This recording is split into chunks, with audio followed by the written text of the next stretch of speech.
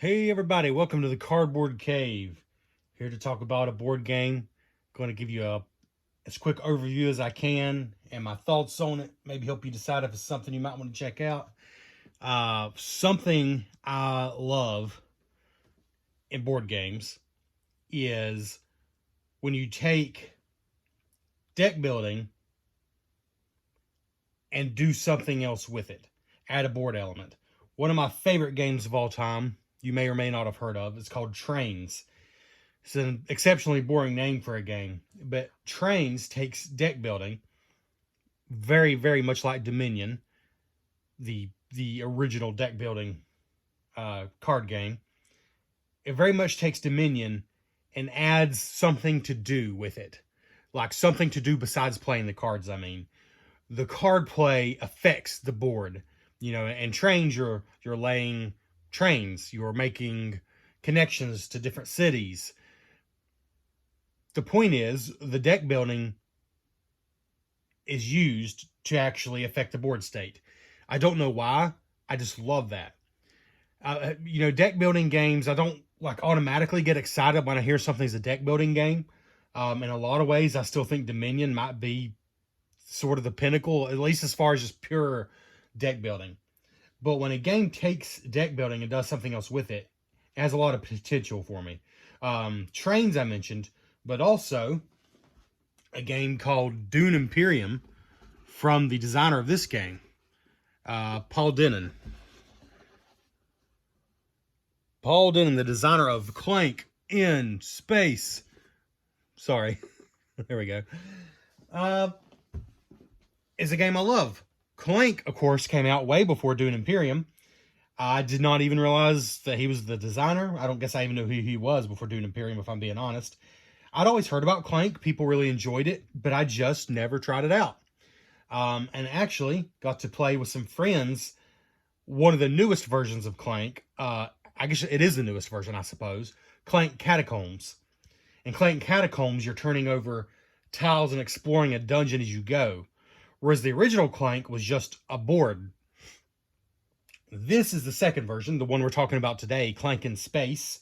It obviously adds a sci-fi thing, but also the board is modular, so things can be flipped out. Just to give you a quick example, here's a piece here. This can be turned over into something different. These three pieces can be arranged different. If you get expansions, they often come with more boards to change things up even more. So it's not the same board every time. That's the point. But what is Clank? Clank is a deck building game that, like I said, adds in a board element. So it's not just about the deck building. There's also the board element.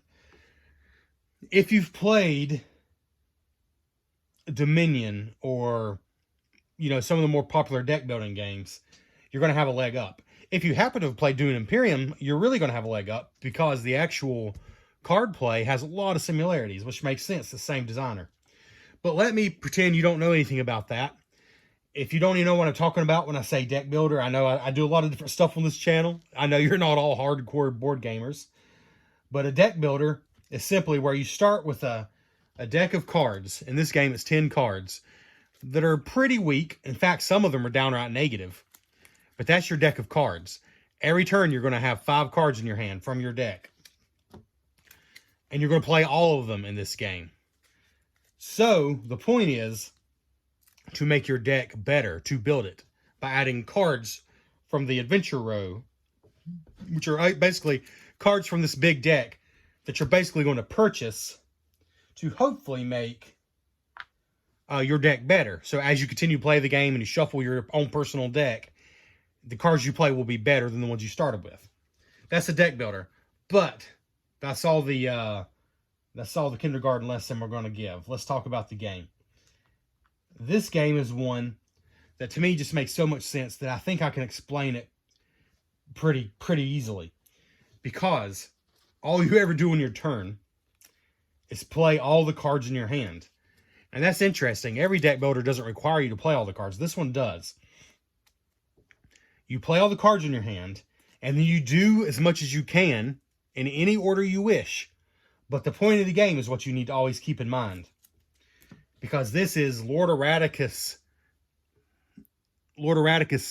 who looks slightly alien, uh, xenomorph inspired, you might say. And I'll just go and get that out of the way.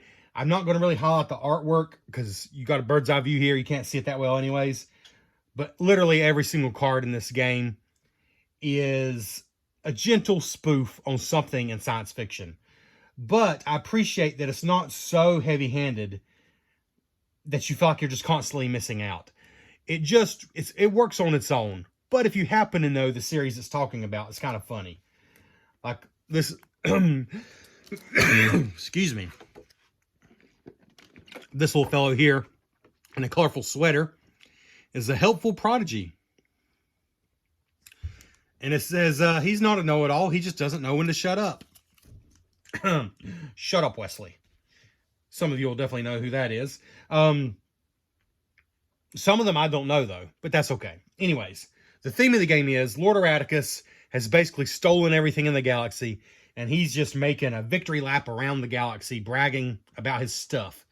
And so you and your group of, I guess we'll say explorers, have decided, and I don't know where the other one is. There should be another, oh, hiding somewhere. I can't see them. Oh, well, it doesn't matter. Here's 3 of the 4 pawns.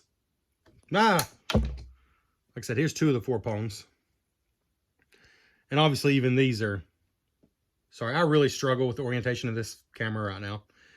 I think one of those is definitely supposed to be Vader. And this looks like Rob the Robot to me, but maybe it's supposed to be, I'm not, yeah, I'm going to stop talking now. I'm embarrassing myself. And that could either be Yoda or Spock. But I'm thinking maybe more Yoda. Anyways. So yeah, you got your adventure. You're trying to make your way through Lord Eradicus's spaceship and steal an artifact, a precious artifact that's really just going to make him mad. You're basically just trying to rub it in his face that he doesn't really have control of the whole galaxy like he thinks he does. And you're going to show him. So you got to get in, steal an artifact, and get out. So everybody starts up here in the same area. And the trick is to get out. You can't just go straight to the artifacts, which, by the way, you start way over here, and the artifacts are way over here on this sector of the board. But you can't just go straight there, because this whole sector is blocked off. And there's little icons along all the paths to let you know. But basically, you have to hack into 2 terminals. And let me just take this off again to show you again. So these green spaces, all you have to do is land on the space. You see all the spaces are connected by paths. So like from here to here, from here to here takes 1 movement. To here takes another movement, you know, another movement, etc. But these are terminals.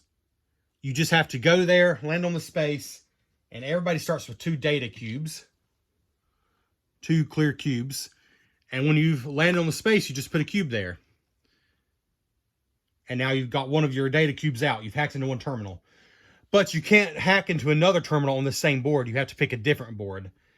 But once you've done that, once you've hacked into 2 terminals, say that one and that one, then you get your pass.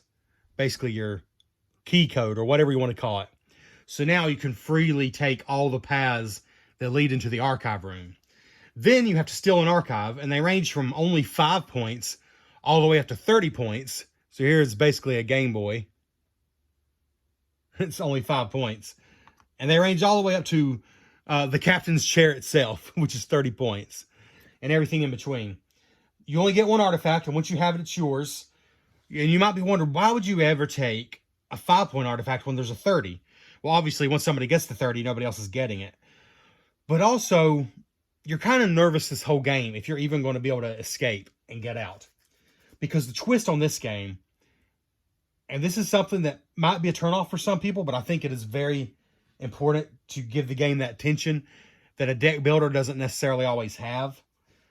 Because if you don't get an artifact and at least make it to the final area over here, it's called the final sector. Module. They call it a module, sorry. And the module is literally, this is a big board right here. If you don't make it to that module, with an artifact, you score 0 points. You die. You just die. As the rulebook puts it, scoring 0 points is the least of your worries. But if you at least make it to this final area with an artifact, the rulebook says your friends will drag you onto the ship and you'll escape with your life and you'll get your points. But if you make it all the way to the end, way over here on this side of the board, there's one for each player, an escape pod. An escape pod worth 20 points. So if you make it all the way to the escape, you're getting another 20 points. So it is possible, because generally speaking, the more valuable artifacts are a little harder to get to. It is possible you'll just take a cheap artifact and run as fast as you can. But the fact you have to hack into 2 spots on the board, basically, it just slows you down a little bit. It slows you down a little bit. But then you try to escape, and you add up all your points. But, like I said, this is a deck builder. Your final score at the end of the game is the value of your artifact, plus if you made it to the escape pod, that 20 points. Plus, there's little secrets, these little question marks all over the board. So, like, if you land on a space, you get to take the top one, and they do different things. For example, this one's a straight up 3 points. There's minor secrets that are little. The major secrets are the bigger ones. And there are different things, like that one's 5 credits. Credits are also just worth points at the end of the game. In addition to letting you shop at the market, which has different various things. But the bottom line is, you're going to have points from these discoveries you've made just by moving all over the board. You're going to have points from the artifact. But also, the deck building itself can give you points. Significant points. The little green number in the top right is points. So like Dominion and most deck builders, there's points on the cards themselves. Those green numbers. None of your starting cards have points, and some of the cheaper cards don't have points. But a lot of the cards have points, ranging from 1 all the way up to I've seen a 9. I don't know if we've actually seen literally every card in the game, but I know I've seen a 9-point card.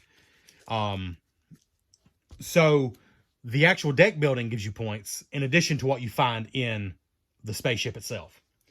So, the goal of the game I've explained: get an artifact, get out. How do you do that? By playing the cards from your deck, and that's why you have to deck build the whole time. However, everybody has a health tracker up here.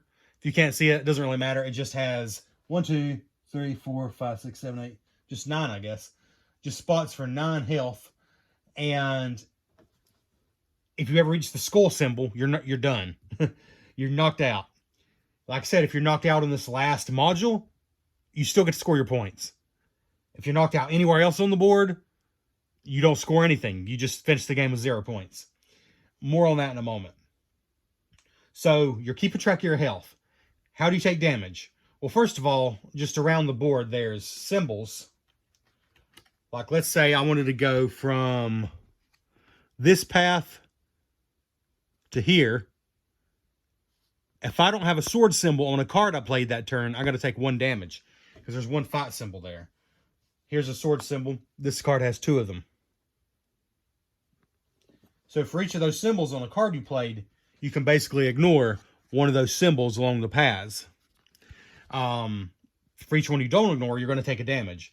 But the main way you take damage is, at the end of a player's turn, if they bought any cards here from the adventure row, it gets replaced from the top of the deck. And if that card, and there's a lot of them, the second one I drew had one, has this symbol, Lord Radicus himself, then everybody gets attacked. And how does that work? Well, in this bag, at the start of the game, are 24 black cubes. And they're harmless. However, they get removed as the game goes on. And Clank is the name of the game because that's the sound you make when you do things. So, there's just stuff you're going to do that's going to cause Clank. There's a lot of cards that say when you play them, you get Clank. Your starting deck starts with 2 stumble cards, plus 1 Clank. So what you do is from your little area, I bought this little foam insert. It doesn't come with that. You'll just have a little pile. A little pile of cubes. These are your Clank. Good Lord. These are your Clank cubes. If I played a card that said +1 Clank, I have to add it to the Clank area. Whenever we draw a card and have to add it to the row that has the boss symbol on it, all the colors, all the cubes over here are going back in the bag. And then we're going to draw however many this board says. In a 4-player game, you start at 2, but it can go all the way up to 5. So you'll just draw that number of cubes out. Black ones are harmless, but if your color's drawn out, it has to go over here on the health tracker. And it basically means -1 health. And if that's ever filled up all the way to the skull, you are knocked out. And you better hope you're over here. And have an artifact. So yeah, that's basically the way you take damage. It will intensify as the game goes on because you'll be drawing more cubes. Also, if anyone is knocked out or if they finish their game by escaping, their role for the rest of the game is to just draw 4 cubes out. They ignore everything else. They always draw 4 cubes. They're not hurt anymore. They don't care anymore if they made it out or if they got killed. They're just going to draw 4 cubes for the rest of the game every time their turn comes up. So as people start escaping, it really starts ramping up. Or as people start dying. So, in my opinion, the fact that this game technically has a player elimination is not a huge deal because most of the time the game's about over by the time you're eliminated. And every time your turn comes up, you're just pulling cubes out of the bag to hasten everybody else to basically either finish or die as well. So, I explained the goal of the game. I explained how you take damage. The cubes are drawn out of the bag. I'm not going to explain every little thing on the board. You can discover that yourself. There's lots of different spaces. There's spaces where you can heal. That's the hearts. There's spaces with crystals. These things. They will simply give you bonuses as you play certain cards. Like a card might say, if you have a crystal, then you can also do something else. It might say, draw an extra card for every crystal you have. There are, like I said, the major and minor secrets. So like, this would go here. And if you landed on it, you just turn it over and see what it is. This one lets you draw 3 cards. They do different things. There's teleporters. But you can only use teleporters, which lets you teleport to any other teleporter on the board, which is huge. But you can only do that if you visited a market space, which is right here. Market has an M on it. If you visit a market space, you then get to visit the market, which is this little board. There's only 4 different items, 2 of each. 2 of each, even in a 4-player game. 7 credits, which is also points, so they're not cheap. But you've got a key card, which also does give you 5 points back at the end of the game. And what the key card does is it lets you use any spaces that have a lock symbol. And there's quite a few of them. So you can just go through that like a normal space. If you don't have a key card, you can't go through there. The 5 spaces you can go through regardless, but you're going to take a damage if you don't have swords. The lock spaces you can't go through, period, if you don't have a key card. And only 2 people max can get that. There's an item that lets you heal to. You can use any time. This is just straight up 10 points. Plus there's a couple cards that use it as well. This is the telepass. Only 2 people are going to get to use teleporters. You have to have that item to even use the teleporters. Like I said, I'm not going to go in detail about every rule, but there are also on the board the hover lift, I think they call it, which are these blue spaces. I don't know how well you can see them, but there's 1, 2, 3, 4 of them, and you can if you get on this blue space for 0 movement, you can freely move to any of these other blue spaces and then get off. So like I go 1, 2, 3, like that.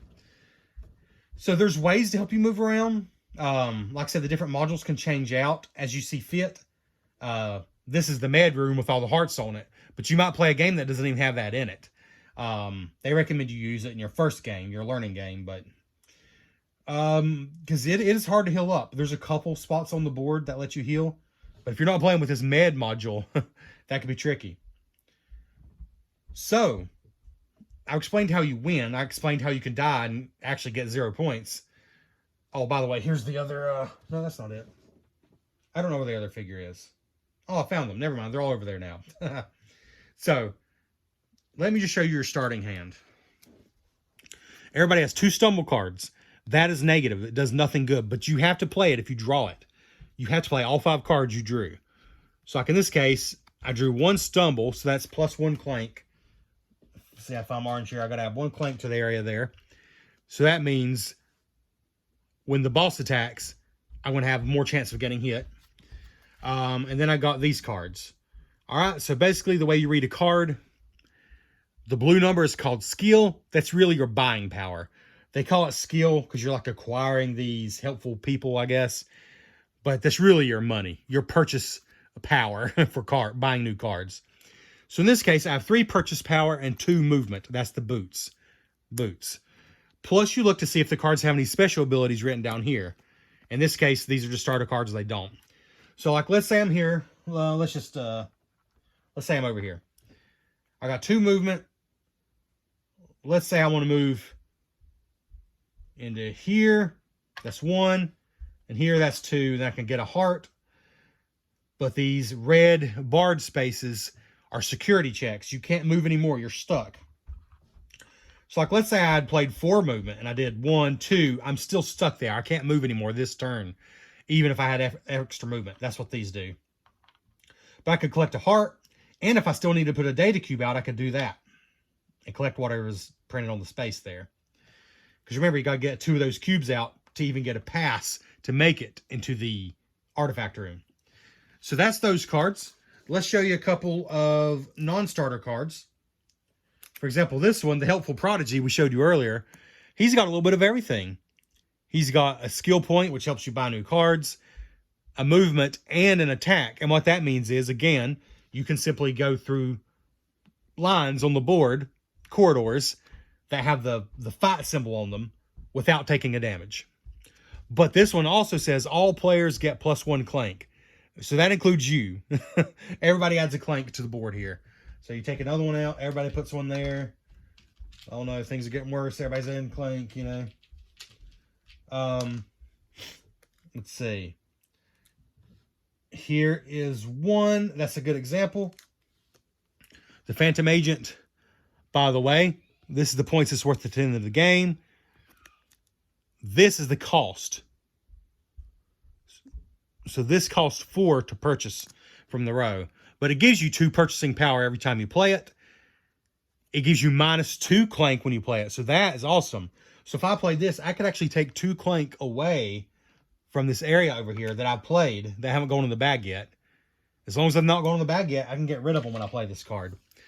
Plus, here's something this game does that I believe is similar to something Dune Imperium does. Some cards belong to a faction. There's orange, purple, and green.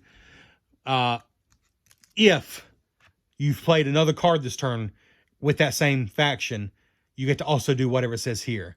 So I could draw a card. So like, let's say I'd played these 2 on the same turn. They both belong to that purple faction.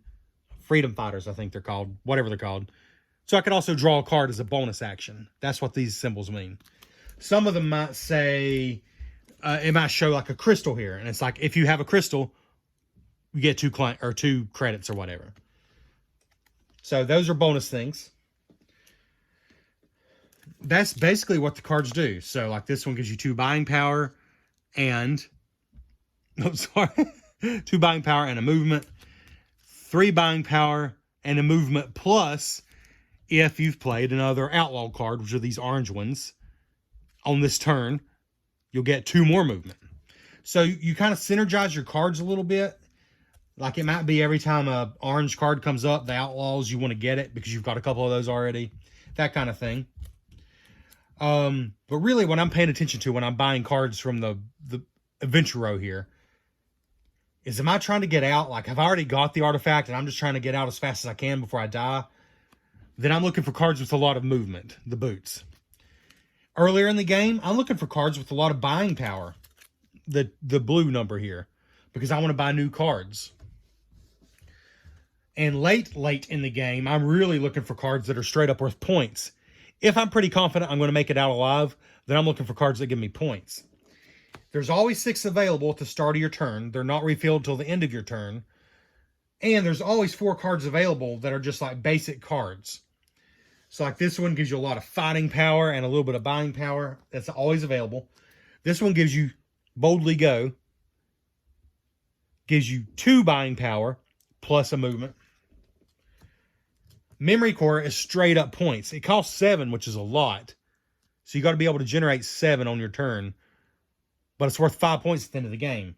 So it kind of just clogs up your deck while you're playing. But you're really going to want those for the end of the game because they're points. And then, sort of another twist is not only are there cards you can buy out here on the row, there's always at least one card you can just fight. So like I said, you might generate fighting power on your turn. Well, try to give you an example here. Let's say I had this card in my hand. So I generated 2 fighting power, but let's say I didn't use it. I didn't go in any spaces that required it. Well, you can always beat up on this guy. If you do 2 damage to him, you get 1 credit. And he just stays there. He keeps like respawning. So he's always available to beat up on. And that's one way you can collect more credits. Credits are points at the end of the game. And it's also the only way to get these items that are very powerful at the market. You have to visit a market space, like I said, and then buy them. So that's that. I think the only other things are, in addition to sometimes when a card is flipped over, it's an enemy fight. Sometimes it's not an enemy fight. Sometimes it's a different kind of surprise. If I can find one. Goodness. Of course not.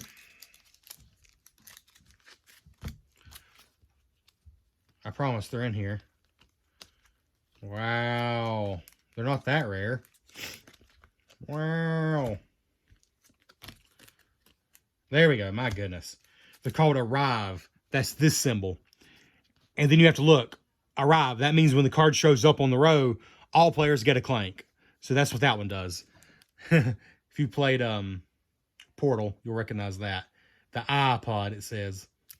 So, also, there's fun flavor text at the bottom of all the cards. That's just for fun. So, there's surprises. There's the attacks. And then there's enemies that just kind of stay here in the adventure row. Like the Vault Guard here. He takes 3 to defeat. But if you do it, and you have to do it in a security checkpoint, it says. So if you're standing in one of these spaces that has the red lines, a security checkpoint, and you defeat him, you get 5 credits, which is 5 victory points or 5 money to spend, which is really valuable. Again, so enemies will appear here that you can defeat. You don't actually get the card then. They just go away, but you get whatever it says. Otherwise, these are your cards to buy, basically. So let me go back to my turn. All right, I played a turn. Stumble, so I put a Clank here in the Clank area. And then, well, I must have picked up a different hand. That's right. On this turn, I don't have any movement or any fight. I've just got 4 money to spend. These blue numbers. So, 4 money to spend. I'm looking out here. The cost is in the bottom right. I can't even buy these. Those are just things that can be fought. So, I can buy this Phantom Agent. It costs 4. I'll add this to my deck, to the discard pile. It gives me 2 skill, which is basically, you know, to buy new cards. And every time I play it, I'll lose 2 Clank, which is awesome. And if I have another card with this symbol, I get to draw a card for that turn. So I played all my cards, added Clank to the Clank area. I used all my money. I'm going to add this to my discard pile. And I won't shuffle that discard pile until I need to draw up to 5 again. Otherwise, I'm just going to draw up to 5 and be ready for my next turn. So let's do a turn with some maybe more interesting cards in my hand. We'll draw 3 from here. All right. So here's my new hand to 5. Let's say it's got back to my turn. I can count here and see I have 1, 2, 3, 4, 5 buying power. Skill, as the game calls it. 1, 2, 3 movement, and 1 fight power. However, when I play this card, everybody's going to get a Clank. When I play this card, everybody's going to get a Clank, or I'm going to get a Clank. And that's it. So, in that case, I'm getting 2 more Clank, plus everybody's getting 1 Clank because of that 1 card I played. And the thing is, though, you can do these in any order you wish. You could do it all, but you do it in any order you wish. So, like, let's say I'm going to spend my money first. 5. Ooh, I should have refilled this. Pretend I did that. and pretend we had a boss fight like we should have, because that did have its symbol on it. So first I got 5. Maybe I'm going to buy this Exo Stomper that only costs 2. Sorry, it only costs 2. It'll give me 1 spending power and 2 fights. I'll take that, put it in my discard pile. I still have 3 money left to spend, so I'm going to buy this Boldly Go card, which is a card that's always available for everyone, because I want some more buying power and some more movement, so I'll buy that. That goes in my discard pile. But now, so I spent my money, but I still have 1 fight and 3 movement. So this is me right here. Let's say that I've put a data cube out already over here, so I need to get 1 more out. And all right, let's say I'm here. There. Let's say I'm right here. I want to get another data cube out, so I'm going to, and I got 3 movement in my hand, so I'm going to go 1, 2. I'm going to put my data cube out. Unfortunately, that space makes me collect 2 Clank. That's what that symbol means. But now I've got both my data cubes out, so I have a pass. I can now get into the artifact room. And I still have 1 movement left over. That's the thing. You can divide up your movement. You don't have to spend it all at once. Whatever you don't use, though, does go away at the end of your turn. You don't get to save anything as far as your cards. They'll go in your discard pile. You'll draw them later. So I got 1 movement left. I am here on the market, but I don't have 7 credits to buy an item. So for my final movement, I'm going to move through this space, which lets me collect a crystal, which usually comes in handy for different cards. But this had a fight symbol on it. So I would have to take a damage, except I did have 1 fight symbol. So I don't have to take a damage. I've now used all my credits. I used my fight symbol. I used all my movement. I followed the instructions on the cards, which in this case was negative. We all collected Clank, and then I collected Clank for that one. That's my turn. I discard my whole hand. I draw back up to 5. That's it. You play until either everybody's escaped on their pods or has passed out, died basically. Like I said, if somebody gets knocked out or escapes, all they do on their turn is draw 4 cubes from the bag, regardless of where this guy is. They just draw 4 cubes. Real quick, again, I wasn't trying to go over every rule, and I haven't, but I have gone over more than I meant to. That's just the way it is. The last thing I'll say, as he moves up, you come to these red cubes. These are bounty hunters. They're added to the bag, and they count as a wild. So whenever these get drawn out, everybody takes a hit. So those are bad. They make the game a lot harder. Also, when he gets up to this space, there's this little blockade symbol. It actually goes on the board over here. It just makes it a little trickier to escape. It basically gets rid of an easy path to get out. So, yeah, the game just gets tougher as you go. Oh. But that might have sounded like a lot. But if you've played deck builders, the deck building is just really solid in this game and really makes sense. And just is really smooth. And as long as you just keep in mind, really my only goal is to get an artifact and get out of here and get as many points as I can. Because the thing is, there's still going to be, even if everybody makes it out, there's still only going to be 1 winner. You want to be the one with the most points, obviously. But it doesn't do any good to have the most points if you don't make it out alive. So you gotta balance that. And I really appreciate that, but I'm getting into review territory. So let's take a pause, and I'll come back and tell you what I actually think of the game. All right, and a surprise to no one, I went on way longer than I meant to in that part of the video. But basically what I said at the start of the video is why this game works for me. It takes deck building, and it's a strong deck building. You know, these cards have synergy. It's fun just getting the card you really wanted and it coming up at the right time. Of course, there's always luck involved with any deck builder, basically any card game. But it's just fun when things come together. And it works for me because if you're having a hard time moving around on the board, like you're just not making much progress physically on the board, you need to be buying some cards that have movement. Your deck is not so big in this game that you're never going to see the card. You start with 10 cards, and you're buying usually 1 card on a turn, sometimes none because you don't pull enough credits, or sorry, skill points, the blue number. Sometimes you might buy 2 cards. I don't know if I've ever seen anybody buy 3. I mean, you could later in the game as you're earning more skill points. But it would be very unlikely. So usually one card on a turn. And you're not going to have a massive deck. So there's a good chance you're going to see a card multiple times if you buy it. In fact, you're definitely going to see it multiple times if you buy it earlier in the game. So if you're not making it around the board fast enough, you need to buy cards that have more movement. For example, this Android Runaway gives you a movement plus another movement if you don't have to stop any security. Sorry. Plus another movement, and you don't have to stop at security checkpoints, which is huge. But in order for that ability to work, you have to have played a card with that symbol, which is the science symbol. So you're going for cards that give you movement if you're not moving around. This card's always available, and it gives you pretty decent buying power and movement. And it only costs 3 to buy, and it's always available. And I mean, unless somebody buys them all and they run out. However, if movement's not really a problem, but you just keep getting stuck at the little symbols with the fighting symbol and you keep taking damage, you better start getting some cards with fighting symbols so you can pass through those spaces safely. Also, the fighting is one of the main ways you earn money because, like I said, this guy's always available to beat up on. If you produce 6 strength in a turn, you can defeat him 3 times because it's 2 per time and get 3 credits. And there's healing items in the market. There's healing spaces on the board, but there's not a lot.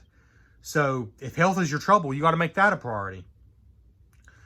But you can also just try to have a balanced deck. Just try to get cards you think will be good. And you'll probably be like me and realize you went way too heavy in one way or the other. But the idea is to have a deck that works for you, that does what you need to. For example, the game we played last night, I got the most valuable artifact. I made it all the way over to the captain's chair itself and stole it. But I was stuck. I just wasn't moving. I was stuck in security hell, basically. The zones where once you move into it, you can't move out that turn. It's like, oh, I'm just not making it anywhere. I had 8 damage. 3, 4, 5, 6. It throws me off. You only have 9 health.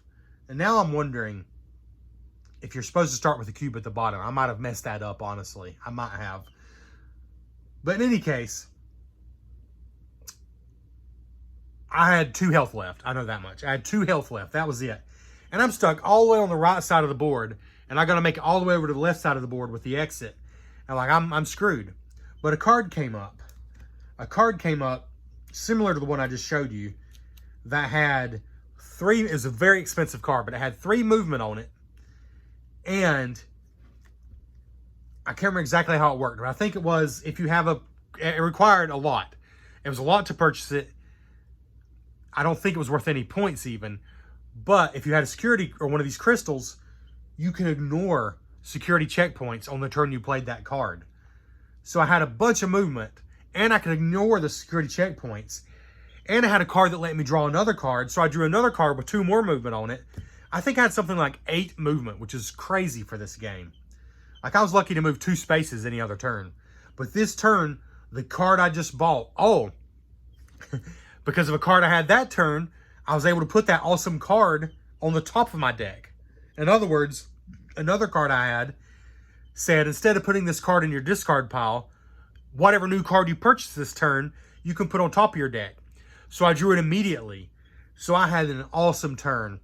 Whereas I went from being totally stuck to making all the way to the middle of the board in one turn. And in the middle of the board is where those hearts are, the med bay, at least in the game we played. So I was able to heal up like 2 or 3 hearts worth. And it saved me. Like, I would have had 0 points. I was, quote unquote, doing the best. I had the most points. At least it seemed like I did. But I very well could have ended the game with 0 points. There is luck involved.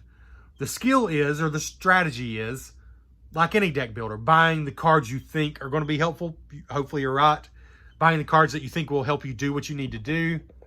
But I got lucky that I had that card that time that let me immediately draw that card instead of just having to hope it comes up at the right time. Honestly, if that didn't happen for me and those stars didn't align, I probably would have died because I honestly was too greedy. I was too greedy. I was going out of my way to collect points, to go for the best artifact. I should have settled for maybe just a medium artifact. I don't know. But it worked out for me. I did make it just by 1 or 2 turns. Like 2 turns later, I would have been dead. But I escaped just in time. So I had way more points than anybody else. And that, excuse me, that is, I think the problem some people are going to have with the game is it can seem like, oh, I did so much worse than everybody else. That's not necessarily the case. This is one of those games where you can almost do great and fall just short. But to me, it's a fun experience. Do it again next time. Maybe do something a little different next time. There's absolutely luck involved, but try something different next time. For me, there's no... Psychologically, I get it. It sucks to play a game. And 4 players, this is a solid 90-plus minutes. The box says 45 to 90 minutes. 45 is definitely a 2-player game. 90... I think 4 people who know what they're doing could play this in 90 minutes. I'll be honest, our game was like 2 hours. But two of the people were brand new to Clank. Like, hadn't played any version of Clank. So, to me, though, it's no different. Like, Dune Imperium is a game by the same designer. You can be 1 turn away from having an amazing turn. And you can finish Dune Imperium with like 6 points. And somebody else won with 12 points. It's like they got double your score. It doesn't mean you played terribly. You might have been 1 or 2 turns away from your plan clicking and really those points just coming in. Or just one thing slightly didn't go your way. It doesn't mean you played way worse. It means a couple of things didn't go your way. To me, this is no different. Psychologically, I get it. But if you're not first, you're kind of last, you know? So if you died 2 spaces from the finish, then to me that means you were close. You know, it doesn't mean... But because you get 0 points if you don't at least make it to that final board, it psychologically feels like a much bigger loss. It feels like you did nothing. I don't think you can look at it that way, though. It's like if you can imagine the theme, you almost pulled off a great heist, but you got tripped up at the very end and didn't quite make it. It's a bummer, but it doesn't mean you did nothing, you know? But psychologically, I can get why that might bother some people. This isn't a game where like, oh, you scored 120, you scored 110, you scored 90. It can be that way if everybody escapes and has decent points. But more than likely, it's going to be like somebody has 120, somebody has 70, and somebody has 0. Like, that can happen. But at the end of the day, it's still 1st, 2nd, 3rd, 4th place, you know? But psychologically, it can be a flip of a coin that you don't score many points at all or 0. I will say, the original Clank, I almost went with it because it's supposed to be even simpler and more streamlined. But from what I've heard, this one, Clank in Space, I do like the sci-fi theme. One of the players we played with last night, their quote was, "It's a guy game." I'm like, what do you mean by that? To me, this is like a everybody kind of game. Like, it's just deck building and adventure. But the theme really threw them off. And fair enough, I would say sci-fi is not as universal of a theme as the original Clank or Clank Catacombs, which are both kind of like slightly generic, fantasy themed, which is kind of more universal, I think. I happen to like the theme, but that is something to consider. The original Clank is supposed to be the simplest, the most streamlined, but this one adds a couple of things that make it a little more gamery, which sounded appealing to me. And one of those things is you can't just go straight to the cheapest artifact and get out. In the original Clank, from what I understand, you can totally do that and make the game end earlier than other people might want it to. This one, everybody has to go to 2 different modules at least to do those data cubes, these translucent cubes you have to put out, which just slows you down a little bit. I think that's a good thing, but that's the difference. And then there's Clank Catacombs, which you actually explore the map as you play. There's actual tiles that you flip over like Carcassonne, which makes it more variable, but maybe also less predictable. This one is a modular board. Clank in Space is a modular board, but you can see the whole board at the start of the game. That's the difference. And then there's also, finally, Clank Legacy, which I have not played. It's a legacy game. It's apparently great, but I haven't played it, so I can't compare it. I think for me, this one is a really good balance. It's maybe not as simple and straightforward as the original Clank, but it's got a few gamery things added in that I think probably make it the better game for me. But I haven't played the original Clank. I would love to if I knew somebody that had it. Clank Catacombs was pretty awesome too, though. At this point, I don't know which one I like better. I like the fact you can plan ahead in this one. My gut tells me that Clank in Space might actually have more strategy than the newest Clank Catacombs, because you can see the whole map ahead of time. You know what the map is. The cards coming out in your favorable order, that's another matter. But I feel like it takes away one random element, because the map itself is not random. There's still random tokens that you don't know what are. But at the same time, the discovery of Clank Catacombs is a lot of fun. I think a lot of people might actually like Clank Catacombs better. For me, the deciding factor ultimately was the sci-fi theme. I do like it. But if you prefer more of just a general fantasy theme over sci-fi, I would check out Clank Catacombs, personally. I've also played it, and I can highly recommend it. It's kind of a toss of a coin for me. They're very similar, but I can see why a lot of people would prefer Clank Catacombs. If you love the sci-fi theme, I think you can't go wrong with this one. Otherwise, I would probably go with Clank Catacombs. Or if you just really want that pure, simple, original experience, and you're okay with it being a little more swingy, maybe a little less gamery, then get the original Clank. Anyway, if anything I've said in this overly long video appeals to you, I do recommend you check out one of those versions of Clank. I really do. I think it's just a lot of fun. Like I said, we had 4 people play last night. I do believe 3 of us. I very much enjoyed it. Things did go my way. But when I played Clank Catacombs a few weeks ago, things did not go my way. I died like one space from the finish, and I would have won if I hadn't. But I still had a great time. So it just depends how you look at it. If you look at it as you didn't accomplish anything, you died, boo-hoo, then it's boo-hoo. And there's games I feel that way about. For some reason, I don't feel that way about this one, because it just means you didn't have quite enough movement to make it out, or one too many of your cubes was drawn out of the bag. You might have been making too much noise, hence the name of the game, Clank. But you also could have just got unlucky with the draws of the cubes. So, but usually somebody's not going to get knocked out with 45 minutes of game left. Usually it's going to be in the final rounds by the time you get knocked out. And you still get to draw cubes out of the bag, which I think is fun, because you're hastening the end of the game at the very least. So I highly recommend it. I am going to say, I think they're about equal for me, even with me preferring the sci-fi theme. So if you prefer fantasy over sci-fi, or if you just don't care about sci-fi either way, I recommend Clank Catacombs. It's a great game. If you love the sci-fi theme, I recommend Clank in Space. That's my recommendation, but I recommend you check one of them out. As far as how hard the game is to learn, I mean, if you could follow along with my very shaky explanation, you can absolutely learn this game. I ended up explaining 98% of it. There's only a few little things probably I missed. Just a couple little things here and there. I think it makes a lot of sense. I think it's pretty intuitive. Yeah, so check it out, Clank in Space. Thanks for checking out The Cardboard Cave.